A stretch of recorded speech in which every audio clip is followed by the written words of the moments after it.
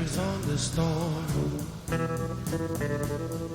Riders on the storm. Into this house we're born. Into this world we're thrown. Like a dog without a bone, an actor out alone. Riders on the storm. There's a killer on the road. His brain is squirming like a toad. Take a long holiday.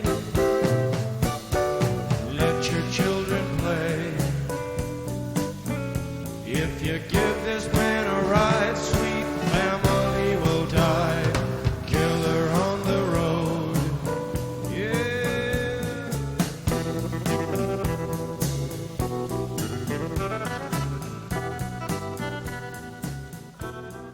Hello and welcome to Crank It Commentaries. As always, I'm your host, Jake Del Mastro, and as always, I'm joined by my very good friend and co-host, Keaton Byer. Hello, Keaton.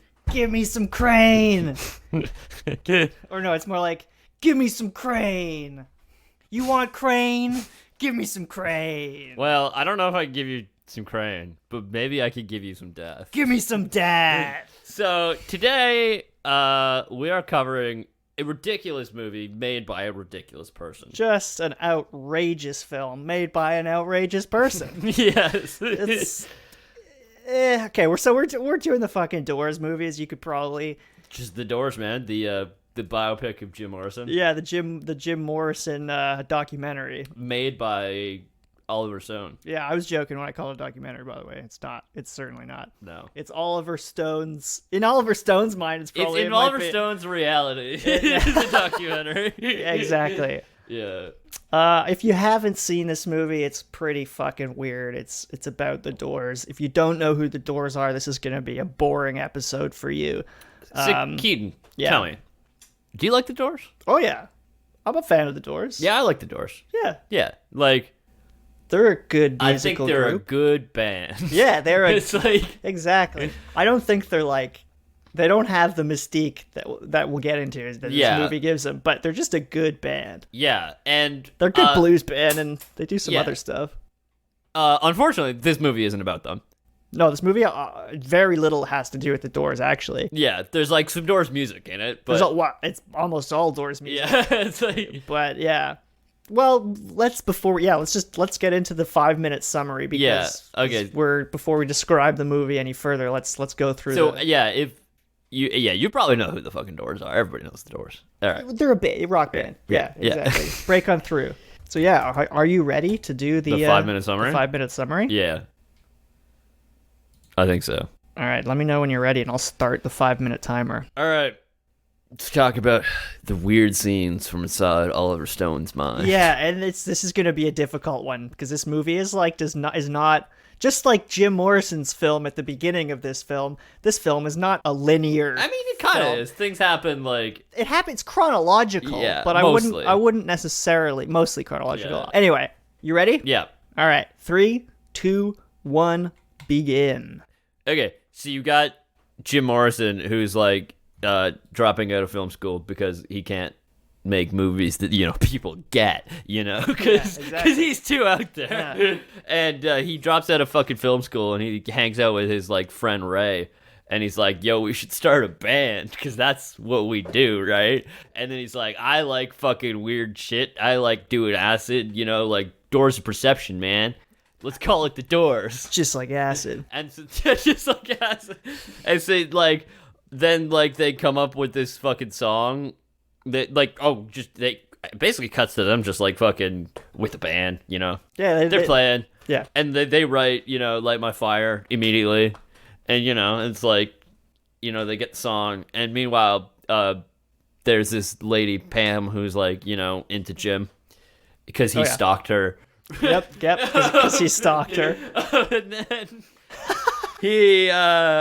then we just kind of see the Doors, like, rise and, like, start playing clubs in LA, like, and getting shit and doing peyote and acid and doing shit in the desert and fucking getting stoned and acid and, like, getting into Jim Morrison's fucked up head. Yep. And yeah, then they get a record deal and they start making music, and then what follows is essentially just, you know, a downhill spiral of just Jim Morrison doing fucked up shit, doing more and more acid, doing all sorts of different drugs, and just like fucking losing his mind, basically. Yep. Or like, you know, just being a shaman. That's racist. Hey man, it's in the movie. Yeah, it is in the movie. It's like It's all over the movie. I just don't even know how else to describe the rest of what happens in this movie, but basically, like, he almost kills his girlfriend several times. Yep. Yeah. And many then times. basically gets arrested for whipping his dick out on stage. Even though he technically didn't in the movie. In the movie, he did not. Yeah. However, in reality, maybe we'll talk about that later. Yeah. But, like, anyway, and then he's like, I'm just gonna head out and go to Paris and chill. Yeah. So I don't get arrested. And then he does, and then dies of basically some unexplained thing. Could be a drug overdose. Maybe he was just too fat and unhealthy. Yeah. Oh, yeah, he got fat. Yeah, that's a big part of it for some Yeah. reason. They really needed to include that. Like, Yeah. a lot of detail on that Yeah. bit. Although there's, I mean, I literally, what else did it say? He dies at the end of the movie, and then Yeah. it flashes back to the beginning of the movie and shit, and like the Indians scattered on the road and all that. Yeah, exactly. It's like- Their souls just kind of stirring in the yeah, breeze. oh god, oh it's my like God.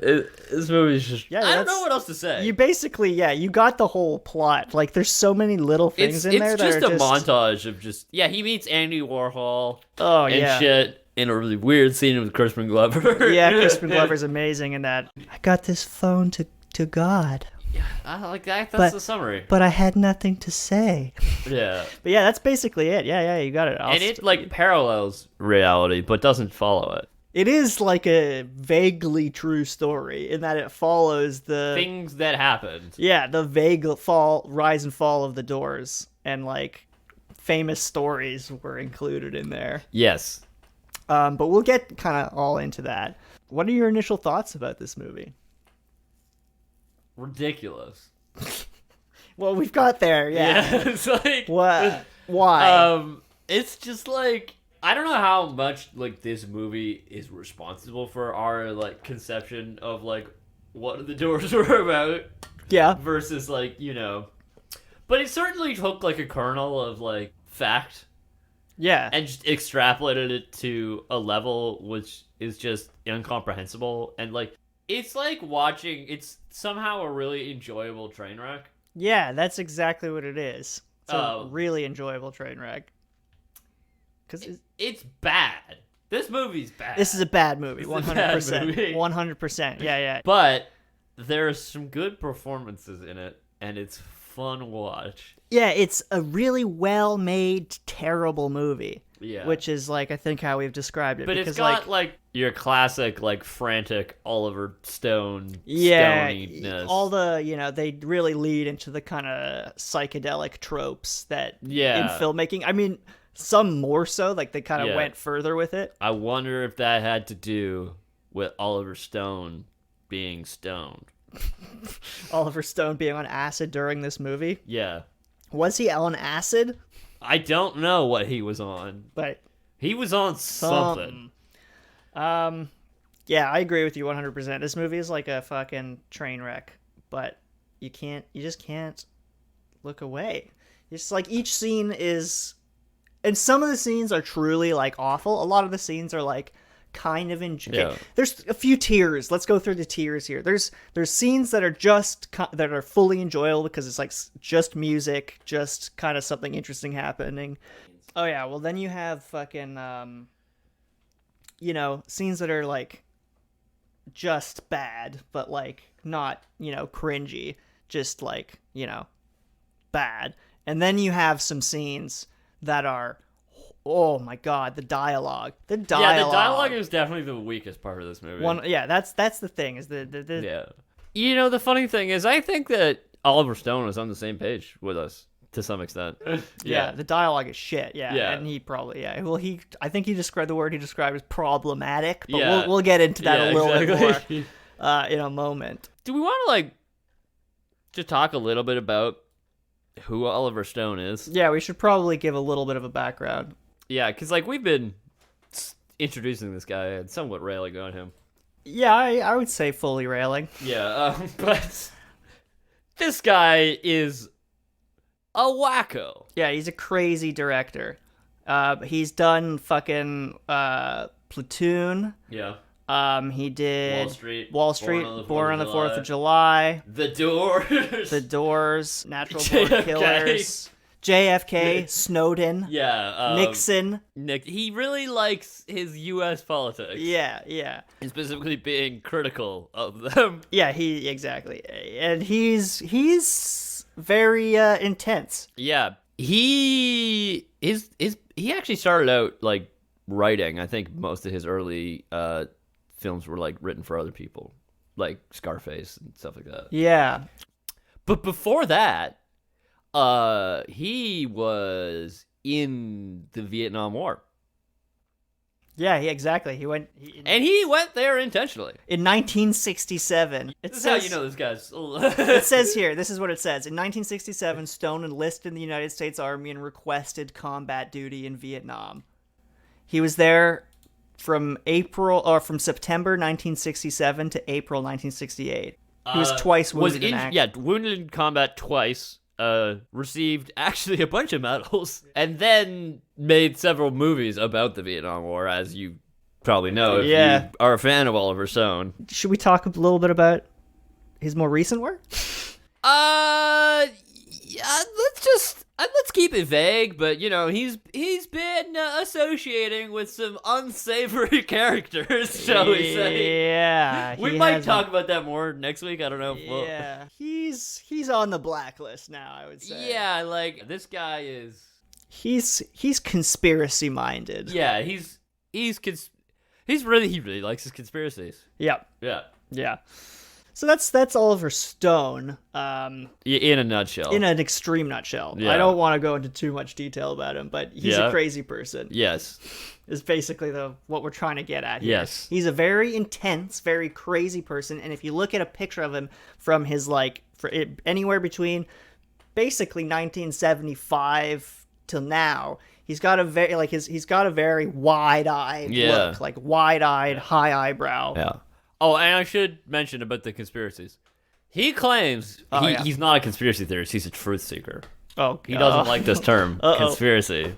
I mean, oh no. Yeah. I mean, I like that he's a truth seeker. Yeah. That's a good thing to be, Yeah. but his truth is questionable, as we have seen. He told that to Joe Rogan, by the way. Oh God. Of course he spoke to fucking Joe Rogan. Good Lord. Break on through to the other side, yeah.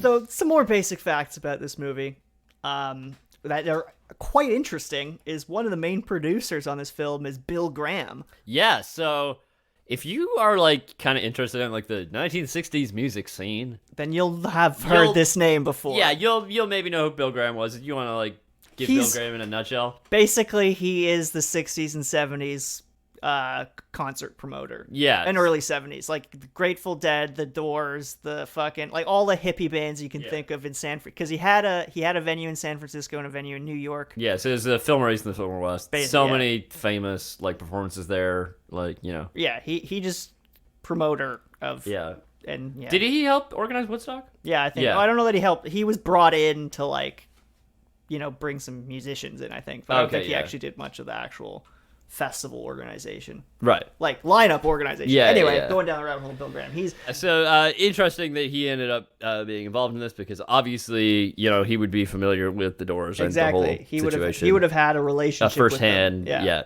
And I think he's portrayed in this movie. I think he's just kind of in passing. Yeah, there's a lot of characters that don't get. I mean, obviously, because so much of this movie is just taken up by just like weird fucking trippy shit. Yeah. You can't really go into all the details. Like, this movie has the problem that you had with Amadeus 100%, in that it's 2 hours and 20 minutes long, And a lot of it is just like they do kind of concert footage. Yeah. But the point is the same as it is in Amadeus because they're using the lyrics and the song is supposed to be an important part. But the problem is that Jim Morrison is much less good at what he does than Mozart was. Frankly. Val Kilmer, though. Val Kilmer, however, he is the Excellent Mozart of being Jim Morrison. If there's one thing you gotta take away from this movie, it's like Val Kilmer kills it. Val Kilmer is excellent and like he really is good at doing a Jim Morrison impression. Well, and that's not saying that this character of Jim Morrison is accurate, but you got to give him credit for his Jim Morrison impression. He's just like if you've just watched footage of Jim Morrison. Yeah, it's like Val Kilmer's unrecognizable as Val Kilmer in the movie. Yeah, he looks like Jim Morrison. Yeah. And apparently he was wearing fucking, what do you call them? Contact lenses because to make his like black ones to make his pupils look more dilated. That's jokes. But yeah, so you also have Meg Ryan in this film. Yeah. Which is like she plays a very kind of, underutilized character in this film. For reasons which we might talk about later. Exactly. Which have nothing to do with the film, actually. Exactly. Yeah, we have Kyle MacLachlan as Ray Manzarek. Yeah, excellent job. The piano player for the Doors. Kevin Dillon. Kevin Dillon, yeah. Kevin is not his brother, Matt Dillon. Not his brother, Matt Dillon, yeah. No. Sorry. Kevin Dillon from Platoon and what the Entourage is what he's in later. He's Robbie Krieger? No, he's the drummer. Densmore, yeah. Is he? Yeah. Oh, I'm mixing people up.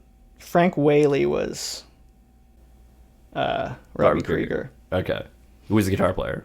Is Robert Krieger. Robbie Krieger, yeah. If you're not familiar with who they honestly really kind of do dirty in this film, even though apparently he was involved in it.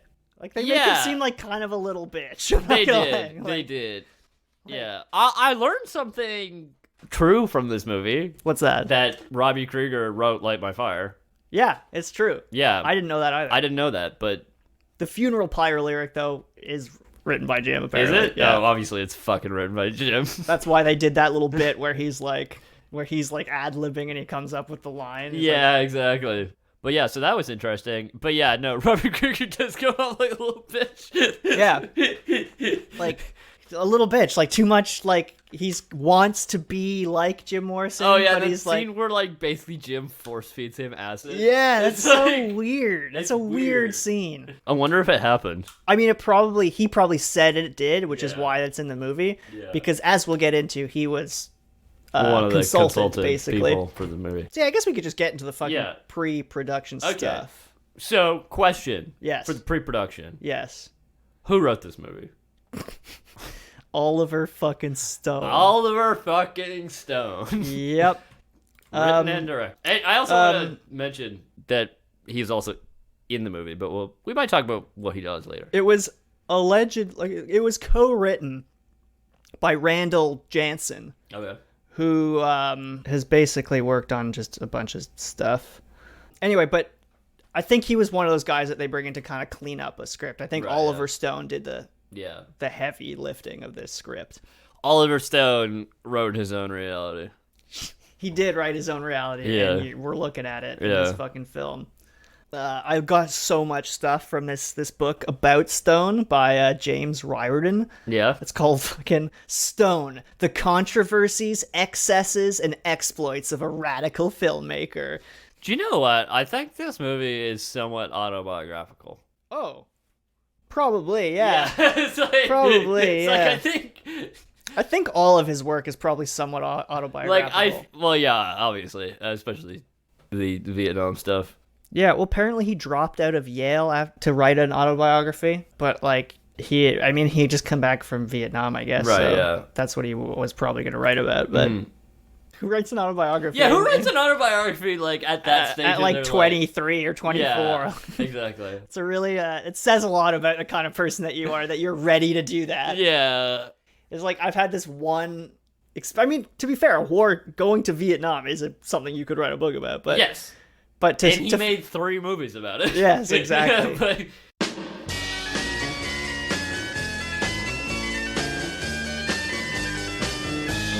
So yeah, let's see the pre-production. Yeah.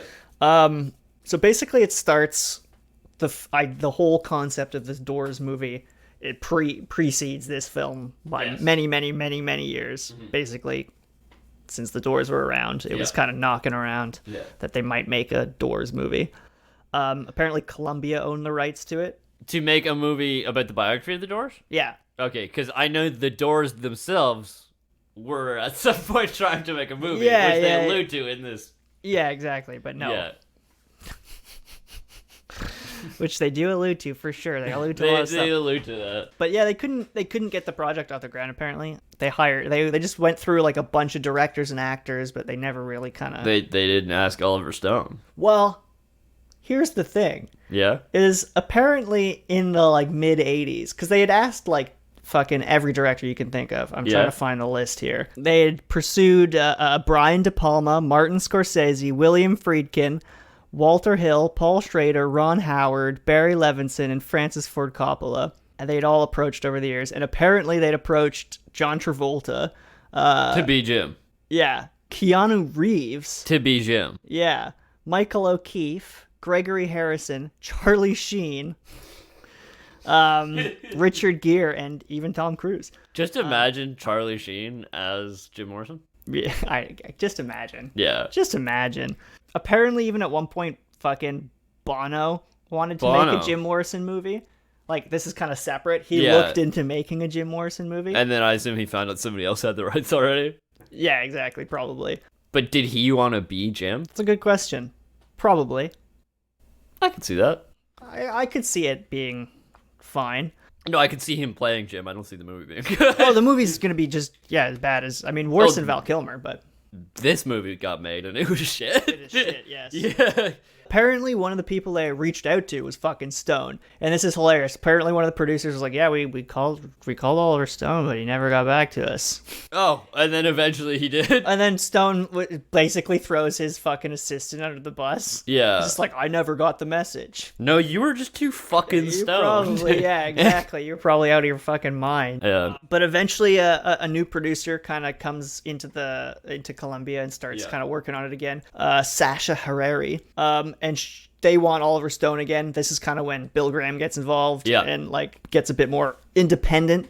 Imagine gets involved. They get Oliver Stone in. But he was kind of busy at the time because he was doing this other film that never got made about Eva Peron. Okay. There's just a hilarious sidebar because he was working with Madonna at first. To be Eva Peron, and fucking she backed out because she wanted to write the music, but Andrew Lloyd Webber had already written the music, and then they got... Oh, so it was an adaptation of his musical Evita. Correct. Okay, yeah. Yes. And then they got Meryl Streep. They were going to do Meryl Streep, but then she backed out for confusing reasons. And then basically, at this point, he was like, I'm not making this fucking movie. I'm going to go make The Doors. Make another musical. Exactly. Yeah. So he went and he signed up to do the Doors movie. And apparently he fully immersed himself in the whole fucking Morrison lifestyle. Not lifestyle. I'm sure he did lifestyle, but I mean in Morrison's life basically. Right. Yeah. But do you think he did acid every day and I mean I honestly wouldn't be surprised, but I have nothing that we have no evidence per se. Apparently, he read basically all the biographies that existed at the time. He read tons of or all the poetry of Jim's he could find. He watched all the clips he could find. Basically, transcripts of interviews. Apparently, he would even go to like places that Morrison used to hang out and just like go there and hang out. Yeah. And then he would just meet with tons of people who claimed to have known Jim Morrison and had like tons of interviews. I'm sure there's so many more people who claim to have known Jim Morrison than actually knew him. 100%, yeah. According to him, he says, quote, I read 250 transcripts from people who had known Jim. All kinds of people, including people you never heard of who knew him from various sexual situations. It was like... it's a weird quote. Yeah, I feel like, maybe Oliver Stone's not being the most rigorous with his sources of information. Yeah. Because, being Oliver Stone, he's very well known for rigorous research, 100%. and making sure everything that he's talking about is 100% true. Yeah, he likes to be accurate. We know this about him. Yeah, he likes to get to the truth. Oh God. Here the quote continues. Those extracts were priceless. They were like the Egyptian archives. Still, the Doors script was always problematic. His own even when we shot. But the music helped fuse it together.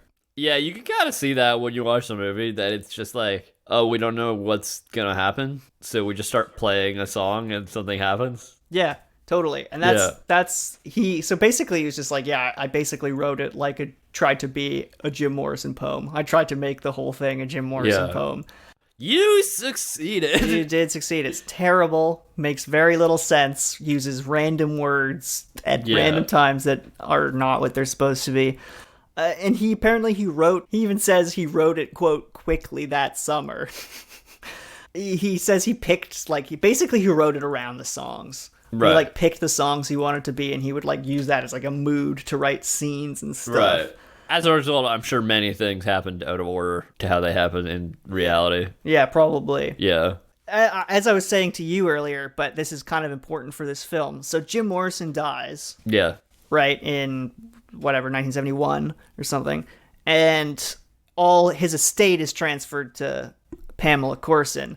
Yes, I believe that's her last name. Yeah, and then she dies 3 years later. Yeah, so Jim's estate then goes to Pamela's parents. Right, and apparently, so just to be clear, Pamela is the character played by Meg Ryan. Yeah, yeah, and then. Apparently, after this happened, there was quite a legal battle between Pamela's parents and presumably and Jim's parents. Oh, and Jim's parents, okay. Because it's Jim's estate, right? And they were like, why are these random people controlling Jim's estate, basically? Because that's how inheritance works. Exactly. Yeah. So they fought it, and they got basically half the rights to all of Jim's stuff. Okay. So Stone had to go talk to them to get the rights to his poetry. Yeah, because it had to be in there.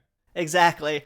And the Coursons hated his script, and they were apparently they tried to slow the production down even. They were they hated it. They didn't like how Pamela was portrayed. They got kind of intense about it, they took it too far basically. Yeah. Because first of all, the producers, because there's rumors that she had to do with his death, which are unsubstantiated. Yeah. But there's rumors that I think he did her heroin thinking it was coke, and that's what killed him.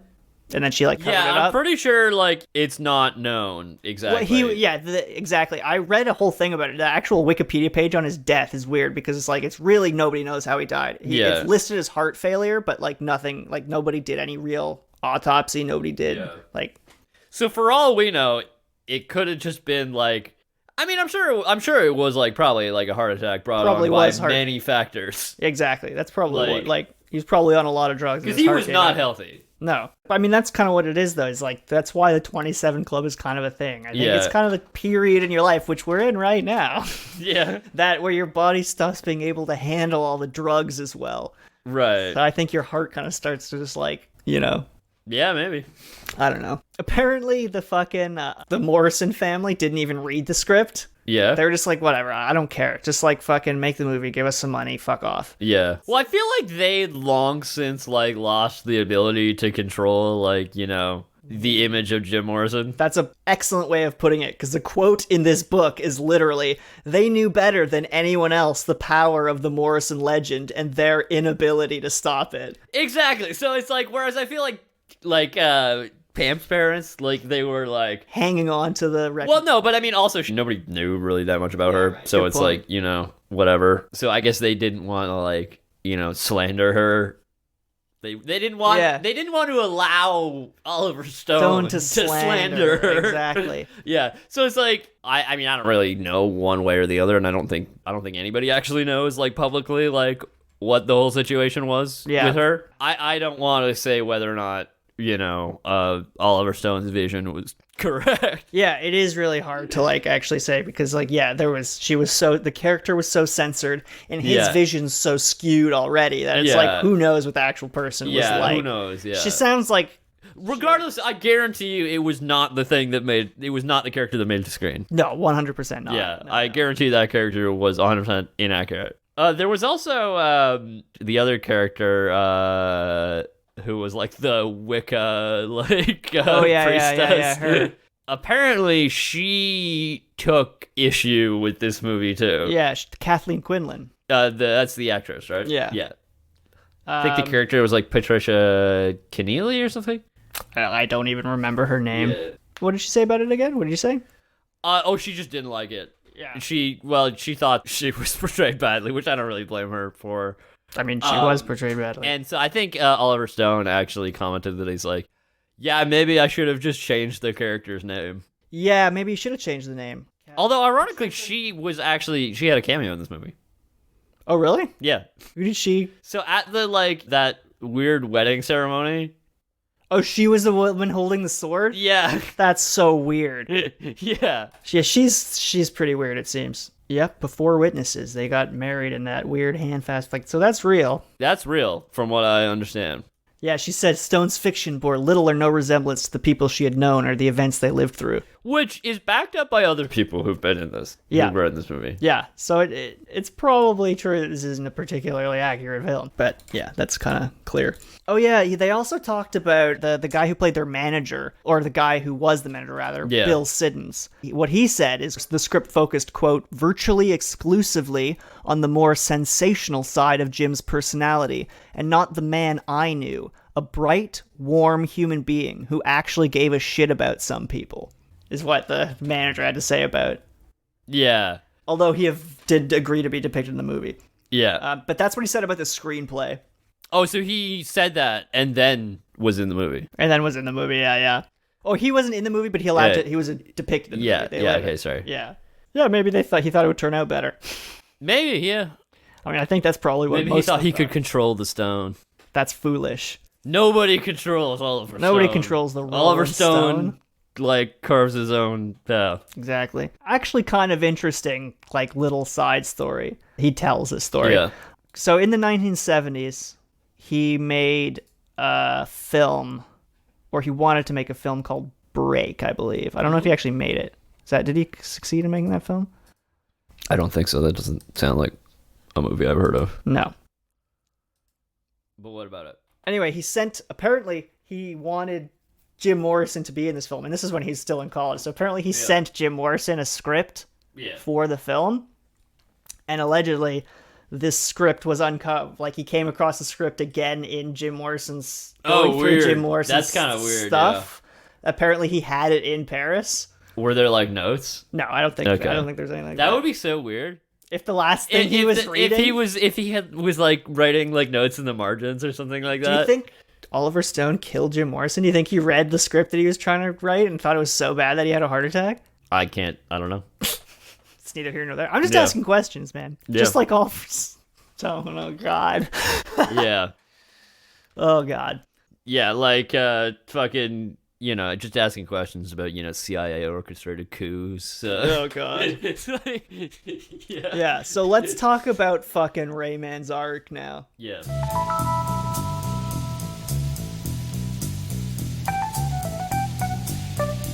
We've talked about some other people who, advised, I guess, on the film, consulted. Yeah, so what was Ray's, actual involvement with this movie? So he sold his rights. And then after that... So he sold his rights, to this movie, or...? I think just in general. I don't know if it was specifically to this movie. Yeah. So he didn't know who was going to be in charge. Yeah, exactly. Yeah. And I've heard a little bit of what Ray has had to say about this movie. So basically, they met, according to fucking Manzarek, they met through transcendental meditation. Okay. Maharishi, the yogi. They were just both into that. It's this is how the doors came together. Yeah. According to Stone, quote, I made repeated overtures to bring Ray into the project, but all he did was rave and shout. He went on for 3 hours about his point of view. This is Oliver Stone talking? Yeah. which I think was fairly included in the movie. I didn't want Ray to be dominant, but Ray thought he knew better than anybody else. The more I studied it, the more I realized he and Morrison had less and less of a bond as time wore on. Well, all these factors started to emerge in the script, and Manzarek would say, that's not true, that never happened, like the story about Pam being in the closet and Jim setting it on fire. I'm pretty sure we actually know that didn't happen. Well, Manzarek said that never happened, but Bobby Klein was the neighbor whose house she ran to that night, and he swears to the story. Pamela told him. Ray said I was making it up. So, I think what's happened here is very clear, is that fucking Frame doesn't want no part of Oliver Stone's bullshit. Yeah, basically. Basically, Oliver Stone was like, I heard this. Yeah. And Ray was like, well, that's wrong. Yeah, that's wrong. For these reasons. And then Oliver Stone was like, you don't know. You're just trying to cover it up, man. You're trying to hide the truth. Yeah, you didn't know Jim as well as you think you did. Yeah, I know Jim. I've read your letters. I know Jim. I know Jim. Yeah, like, I'm just imagining, like, fucking, like, Oliver Stone, like, in the process of, like, making this movie, just, like, dropping acid and then just, like, imagining himself talking to Jim. And that's this is how he knows Jim. Yeah, and he takes it as fact, 100%. And he's like, Jim told me, man. Yeah, I spoke to Jim in a trance, man. And he told me. It's like, so here's what Manzarek had to say about Oliver Stone, and these are some excellent quotes that I love. Yeah. Quote, Oliver has no sense of the light in a cosmic, spiritual, or evolutionary sense. Oh, that's an interesting way to say it. Yep. He's got the idea of the shaman, man, but he doesn't know what the word means. We're dealing with serious darkness, man. This isn't the story of the Doors. It'd be a great movie if it was about the New York Dolls or Aerosmith. It's the evil side of sex and drugs. You want to know what I think, man? Oliver Stone was over there in Vietnam, and the hippies were back here smoking dope and practicing free love, and he was jealous. Oliver Stone is using the Doors to get revenge. Interesting take. It is an interesting take. Little shade there thrown at Aerosmith.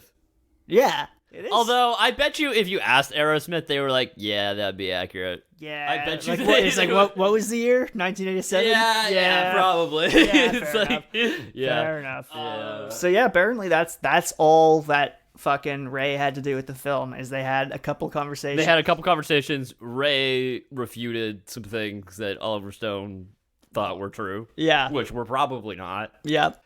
And then I guess Ray just fucked off. Yeah, and so, but the other two doors were John Densmore and Robert Krieger were into it. Was Robert Krieger in the movie? I don't think he was in the movie, but he was a big. Okay, so John Densmore actually does briefly appear in the movie. Yeah, I don't know if we said that on. He is in the recording booth if we didn't say it already. Yeah. At the end, he's the guy recording Jim, and they did a good casting because he kind of looks like an older fucking Kevin Dillon. But apparently, he talked to the other doors, and they were a lot more receptive to the idea, it seems. All the doors seem to have different stories about, like, everything. Yeah, I mean, that's kind of all these fucking old bands all have the same kind of, like... I think they all remember it differently. Yeah, they all kind of have a different... Clearly, Densmore and Krieger were the most on the same page, because they were, fine to make this movie. Yeah. And they haven't really said anything horrible about it that I'm aware of. Right. We can look into that more next week, though. Oh, Robbie Krieger was briefly in it. What did he do? He was he was backstage at London Fog. Huh. There you go. Oh yeah, apparently Paul Rothschild, who was the producer in the, he's the producer. There's a lot of little cameos, which I'm sure we'll talk about more next week. Yeah, probably. Basically, now it's time to do the fucking casting. He's got he's written his script, which is problematic still, but he's talked to all the doors and 250 people who claimed to have known Jim Morrison. Wow. So that's, unrefutable proof of the truth. Nobody quite knows the truth like Oliver Stone. Nobody knows Oliver Stone's truth like Oliver Stone. Exactly. Yeah. So apparently they auditioned like 100 people for Jim Morrison, obviously, because it's an important role. And they settle on excellent choice. Well, it's interesting because they didn't immediately settle on him. Okay, so it wasn't the slam dunk? No, but Stone liked Val Kilmer apparently because of an audition tape he had sent for Platoon. Oh, yeah? So there's a character in Platoon who has some unhinged moments, I'll just say that. He auditioned for this character, and apparently during, according to Stone, this is what Stone says, quote, "He was pretty eccentric in those days. His reading of Elias was insane. He sat on a table, took his shirt off, did all kinds of weird stuff. When we got together to talk about The Doors, he said, 'You probably think I'm crazy.' He was ashamed of it, but I was interested in him for Morrison from the beginning." Classic Oliver Stone. Like, go for the craziest dude in the room. Yeah. Wonder if that's how he put Crispin Glover in there, briefly. Probably, yeah. Just needed to get some crazy. Probably saw that Letterman interview and was like, I need him in my movie. I need this guy in my movie. He's got to be Andy Warhol. Yeah. Hilarious. So basically, Kilmer's now like really wants to be Jim Morrison. Yeah. Even though Stone's like still auditioning people. Yeah. But Kilmer's like, hooked onto the fucking idea. So he does this kind of cool thing is he starts practicing the music and stuff, right? Yeah.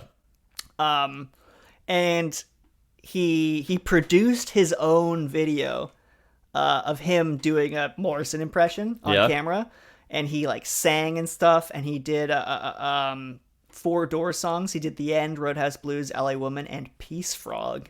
Yeah.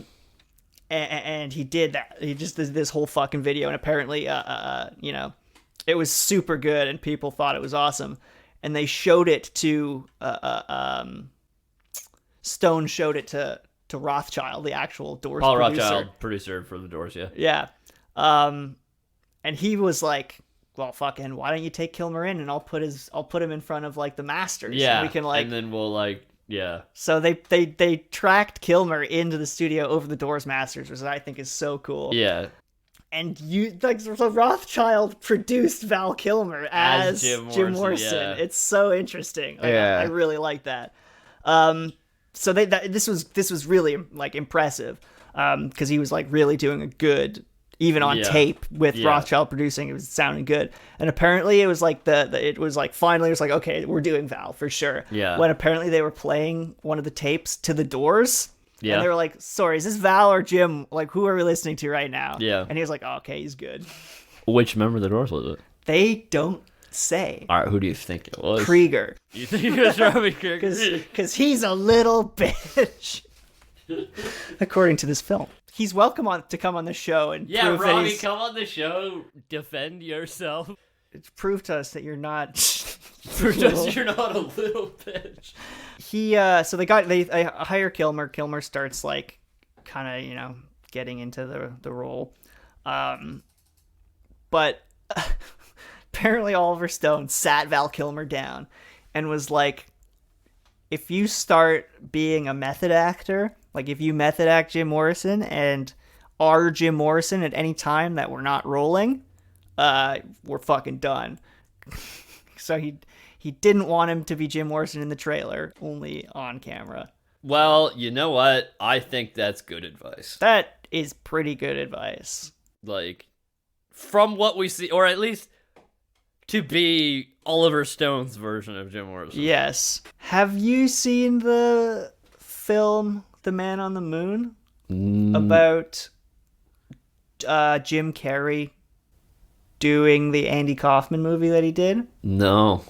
It's fascinating. It's like just a little quick sidebar about it, because you should watch this film. It's because the actual movie that sounds fascinating though. The actual movie that Jim Carrey made about Andy Kaufman's actually not that amazing. Yeah. But this movie's just about how into the role he basically apparently became Andy Kaufman for like 6 months, and like it was freaky to the level to which he just was Andy Kaufman. Yeah, I mean, Jim Carrey seems freaky. Yeah, he is freaky. So. And apparently people who knew Andy Kaufman were like, this is disturbed by it. Weird. Like, yeah. Really weird. He like fully embodied him. Anyway, that's fully other. He didn't want Val Kilmer to do that. Yeah. Oliver Stone.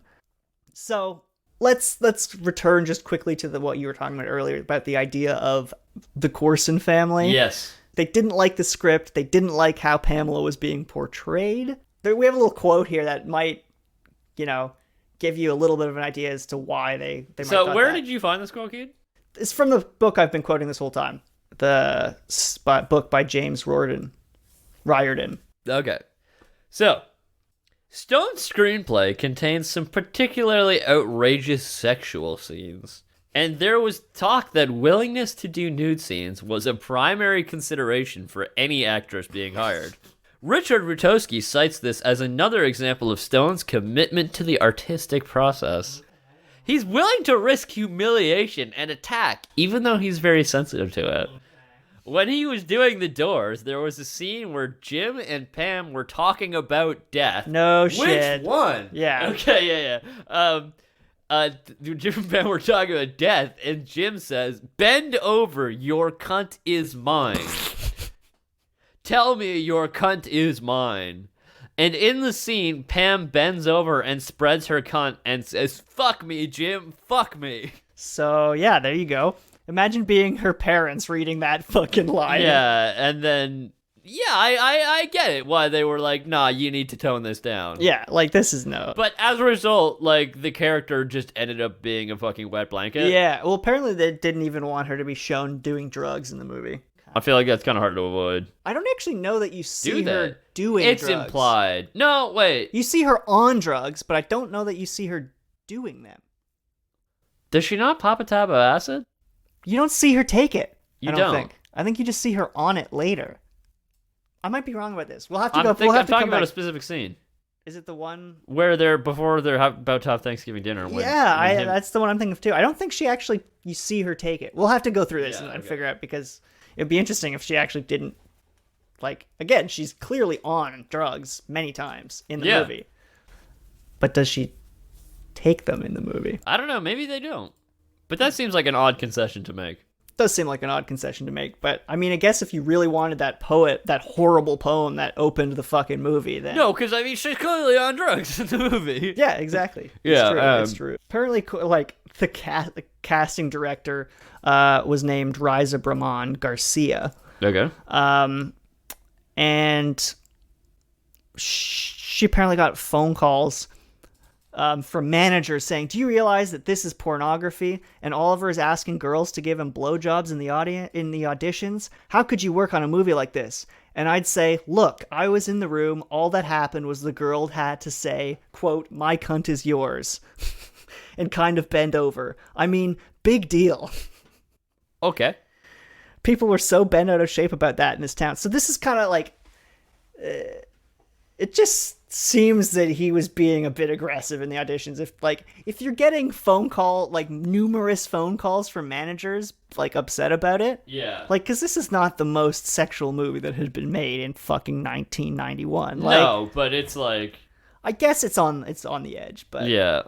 apparently Christian Slater was uncomfortable while he was reading during that scene. Oh, really? They just say that. It says some actors were uncomfortable. I remember Christian Slater was uncomfortable doing that scene. Interesting. They hired they auditioned 60 actresses, and they really wanted Patricia Arquette. Okay. According to Oliver Stone, quote, "She was amazing. She rolled around on the floor. She should have played that part." But I guess what? She wanted too much money, or? I don't even know why she didn't get hired. Maybe Oliver Stone was too intense about it. Yeah. Maybe. And the casters are like, we can't have her around. Yeah. It's gonna make him weird. They cast everybody else. It's not a particularly interesting story. This is kind of just interesting, just what he's talking about. Basically, just before they're making the movie, he basically was talking about how he knew some people wouldn't be happy with how he had portrayed Jim, because he says, quote, "Everybody sees Morrison differently. He's an enigma. No matter what I do, I'm going to get killed on this." So, surprisingly, like, accurate. Yeah. And yet he still decided to do it. Yeah, well, I don't think there's many ways to dissuade the stone. The stone. Once the stone makes a decision, you're gonna get stoned. Have you heard that Bob Dylan song? Everybody must get stoned. I don't know. It opens Blonde on Blonde. It's a great song. I wonder what Bob Dylan thought of this movie. I hope he doesn't make one about me, man. Yeah, that's where Better Jim than me, man. yeah. Imagine an Oliver Stone Bob Dylan movie. What would Bob Dylan ask for in exchange for the rights to the poetry? What would Bob Dylan ask for in exchange for the rights to the poetry? It's fine so long as you know that everyone's drinking my whiskey in it. Yeah. Anyway. I'm not a songwriter anymore. I make whiskey now. Yeah. But yeah, that's the production basically. Then after that is when they start, or the pre-production. Sorry. After that is when they start the production. And it's fucked. Like how they start it, what they do. Next week's gonna be messed. Yeah, it's just fucked up. He's just a crazy person, and that it's just stupid. Yeah. But yeah, maybe we'll talk about how crazy. Yeah, exactly. We might get into that more next week. Yeah. But yeah, we have another segment for you here though before we leave you. Yeah. For this week. We'll definitely. It's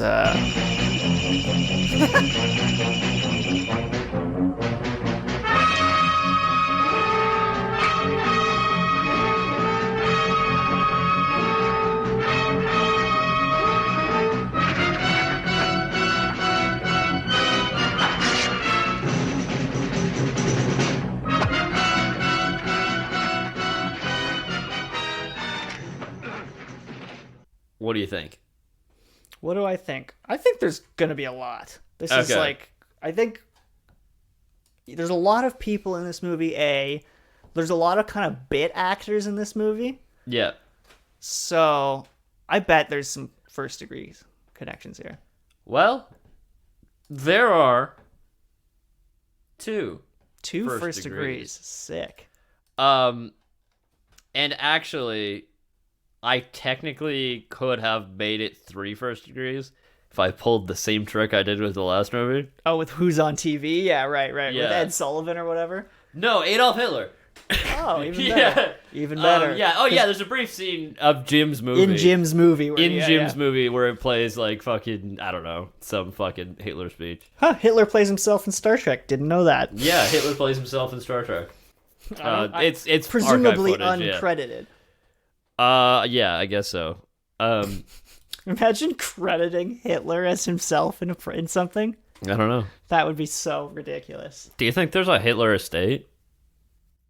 No, that's definitely been confiscated. Yeah, exactly. That's- Absolutely. Yeah. There's no way. Like, No way. Yeah. Yeah. What was I gonna say? Okay, so After we have a guy in this movie Uh-huh. who Yes. is named Mark Moses. Mark Moses. Okay. And he plays Jack Holtzman, who is like one of the business guys who like tries to sign the doors. Oh yeah, I know this guy. I've seen his face before. Yeah, and he is in an episode of Star Trek Voyager in 1999 Fucking right. called Riddles, and he played Narok, Season 6. who's an alien. I think I remember this because his face. I think I remember his face from this episode. Yeah. Tuvok scans the Delta Flyer cloaking frequency. Oh yeah, that's right. This neurological damage. Oh yeah. Oh, is this where Tuvok is like? Yeah, I remember this. Yeah, that's a good episode. And he's also in 2 episodes. Oh, sorry, no. What? He's in 1 episode of Star Trek Enterprise. Fucking right. In the very first episode, Broken Bow. Season 1, episode 1. And he plays Archer's dad. That's what I thought. Yeah. And again, we got another drug connection. Okay. This guy, whose name is Frank Military, That's a good which is name. an interesting name, That is an interesting name. was in this movie, and he played Bruce Botnick, who was an engineer on a lot of the Doors albums. Okay. Yeah, I see this guy. Yeah, he was the guy who was in the at the birthday party at the end working the console or whatever. I think so, yeah. Yeah. And he was in 2 episodes of Star Trek Deep Space Nine. Oh yeah, which two? Past Tense Part 1 and Part 2. A two-parter. Okay. Oh, this is the one where they go back to like I think like 2020 or something. 2024, sorry. Huh. Hasn't happened yet. We'll see. And like there's like this weird like anyway, they have to like fix history because this guy accidentally like dies or something, but he was supposed to like do something. Right. So now Cisco has to basically do it instead. Right, yeah, classic not changing the timeline. Yeah, it's one of those not change the timeline episodes. Sick. Yeah. And so that's both of those episodes. Fucking sick. And yeah, that's two. Two direct connections. Two direct connections. Now we have an indirect connection. Okay. Let's talk about Kyle MacLachlan. Okay. So Kyle MacLachlan is in this movie. He plays Ray Manzarek. Yeah, I think I know where you're going with this. I've done a lot of actually indirect things through like Twin Peaks or whatever, Yeah. which he is in. He is in, But yeah. that's not what I'm going with. Oh, this that's time. what I'm I going thought you with were Dune. doing. Oh, okay. Interesting. Because Patrick Stewart is in Dune. Oh, wow. Kyle MacLachlan stars in Dune. Who's Patrick Stewart? Oh, he's the captain of Starship Enterprise. Oh, yeah, right. I should also mention Dune. By Dune, I mean the 1984 film. Yeah, Not the more recent. not the yeah. We're not talking about. We're talking about some absolute. This is the David Lynch movie, which David Lynch disowned. He lynched it. He lynched it up, didn't he? Sorry, Doesn't he lynch it up a little bit? kind of, but he disowned this movie, David Lynch, Why did he disown this movie? because he hated it, Ah, fair enough. because it was awful. Yeah, it's terrible as I recall. It's a mess. Patrick Stewart's in it. Patrick though. Stewart's in it though. Exactly. Sick. That's what I got. Three connections. Three right there. connections there, and Adolf Hitler as well. Oh God. Yeah. Yep. But yeah, that's the connection. Fucking right. Yeah. All right. Well, that I believe is our episode for this week. We will be back next week with The Doors Part 2, which will be covering some more stuff about this movie. I think you can expect a lot more of the same kind of stuff we've been talking about, like the same vibe. A lot of that continues, but yeah, more next week. Anything else we need to... I would like to thank the people of France for tuning into this episode. So yeah. Thank you for listening, French folks. Yeah, please come back again next week for the rest of this episode. Indeed. Yep.